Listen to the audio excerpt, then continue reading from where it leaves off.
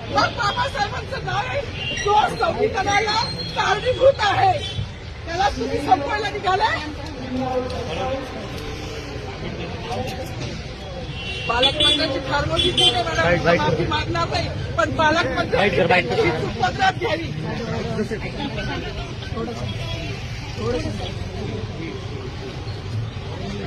मला मीडियाशी घेणं नाही मॅडम, मला सस्पेंड केलं मी नारूचे गाड्या उपसी मी माफी काम करीन पण बाबासाहेबांची ओळख पुसून येणार नाही. मला सस्पेंड करायचे करू शकता मॅडम. बाबासाहेबाला संपवायचं काम करायचं नाही. 26 जानेवारी 15 ऑगस्ट मध्ये मी नाही मानत पण लोकशाही मॅडम तुम्ही सुद्धा संविधानामुळे आहात. पालकमंत्री सुद्धा पालकमंत्री संविधानामुळे आहे. कोणत्याही जाती भेटण्यासाठी समानता केली आहे. बाबासाहेबांचं नाव आता तरी भाषणात केली मग तरी भाषणात येईल. ज्या लोक संविधानाला लोकशाहीला कारणीभूत नाही त्यांची नावं वारंवार घेतली गेली.